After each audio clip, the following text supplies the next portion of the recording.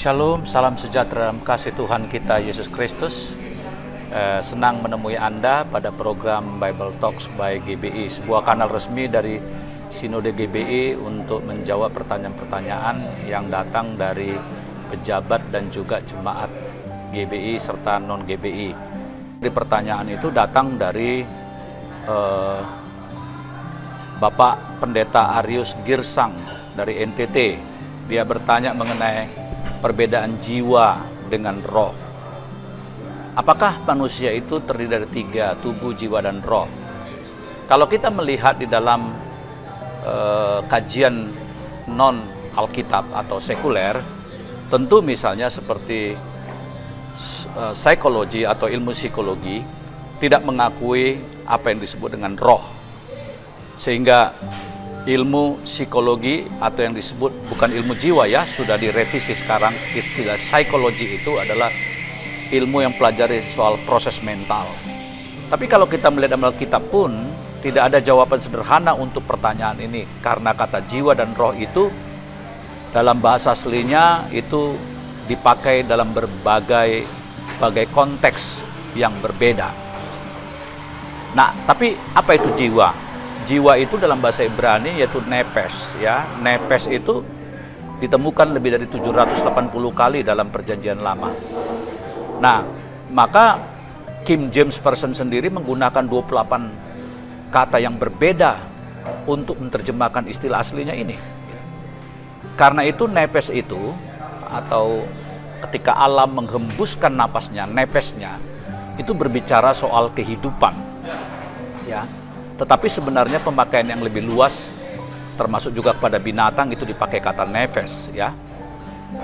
Dan dalam Perjanjian Baru bahasa Yunani itu kata suke ya, yang kemudian ini menjadi kata psikologi ya, itu menjadi penanda sebuah kehidupan.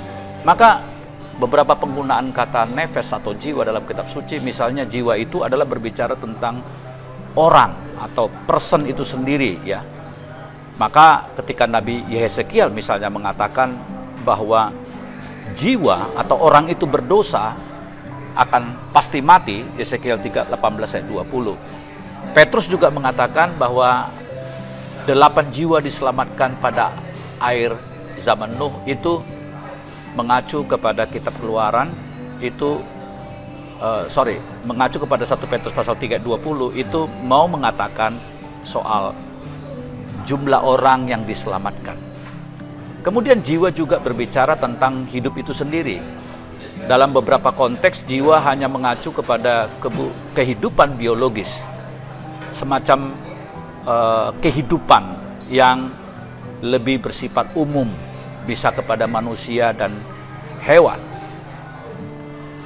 Nah, tapi jiwa juga dimengerti sebagai yang merujuk kepada pikiran, yaitu yang berhubungan dengan aspek manusia yang termasuk di dalamnya intelektual, emosi. Juga itu merupakan komponen abadi manusia yang dibentuk dalam gambar Allah. Nah, maka seringkali juga di dalam kajian daripada teologi Alkitab, kalau kita baca misalnya di dalam buku Donald Guthrie ya, bahwa aspek manusia itu seringkali overlap ya. Ketika Hana bersukacita dengan jiwanya, ada juga dimaknain bersukacita dengan rohnya. Nah, namun lebih spesifik, ternyata dalam Alkitab juga pengertian roh itu sendiri juga disendirikan kata tersebut. Misalnya kalau tadi jiwa itu dalam bahasa Ibrani nepes ya, sementara dalam roh manusia atau istilah roh dalam PL itu adalah ruah ya. Ruah ini sendiri ada sekitar 378 kali dijelaskan dalam PL. Itu juga bisa berarti napas, bisa juga angin. Dan kalau tadi jiwa dalam bahasa Yunani itu dipakai psyche ya, suke gitu ya, maka roh itu dipakai istilahnya yaitu pneuma. Dalam kata ini ada 379 kali dalam Perjanjian Baru kata pneuma ini ya. Seperti halnya jiwa, maka roh itu juga memiliki pengertian yang berbeda-beda, tergantung pengaturan konteksnya.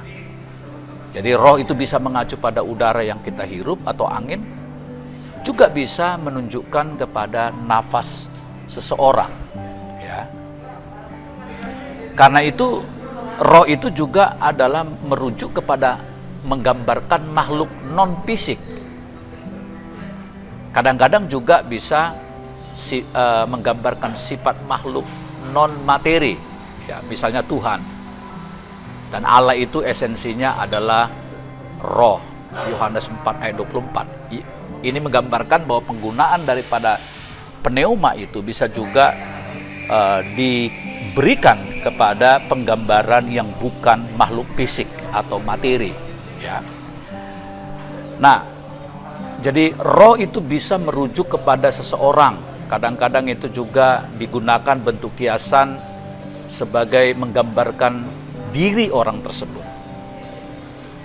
Nah, ketika Alkitab mengatakan janganlah percaya setiap roh, tetapi buktikanlah roh-roh itu atau selidikilah itu apakah mereka berasal dari Allah, karena banyak nabi palsu pergi ke seluruh dunia. Ya, nah perhatikan di sini bahwa roh di situ setara penggunaannya dalam teks itu nabi palsu. Nah, seperti saya katakan tadi bahwa roh itu juga seringkali sinonim dengan jiwa. Misalnya dalam 2 Korintus pasal 4 ayat 16, roh itu merujuk kepada manusia batiniah yang dibentuk menurut gambar Allah. Nah, kalau kita merujuk kepada penciptaan manusia ketika dikatakan Allah menghembusi manusia itu, ya nepes Allah itu, tidak dikatakan itu jiwanya Allah di situ atau rohnya Allah, tetapi cukuplah untuk mengindikasikan adanya kehidupan ilahi yang membuat manusia itu menjadi makhluk hidup. Ya. Jadi memang pertanyaan ini tidak mudah, ya. Tapi ada lagi maknanya, yaitu roh bisa merujuk kepada keadaan mental atau watak. Kadang-kadang dia mewakili sikap mental seseorang.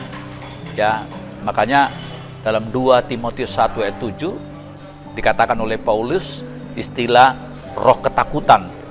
Lalu kemudian roh yang lemah lembut dan tunduk 1 Petrus 3 ayat 4. Atau roh kelemah lembutan Galatia 6 ayat 1. Jadi kesimpulannya adalah memang kedua istilah itu di dalam Alkitab baik jiwa maupun roh itu eksis. Kadang-kadang memang mengalami overlap pengertian. Tetapi cukuplah kita ketahui bahwa penggunaan-penggunaan yang beragam dalam Alkitab memang mengindikasikan adanya kemungkinan penekanan pada pengertian roh dan juga pengertian jiwa yang merupakan eksistensi manusia. Demikian apa yang bisa saya jawab dari penanya minggu ini. Kiranya Tuhan berkati kita. Shalom.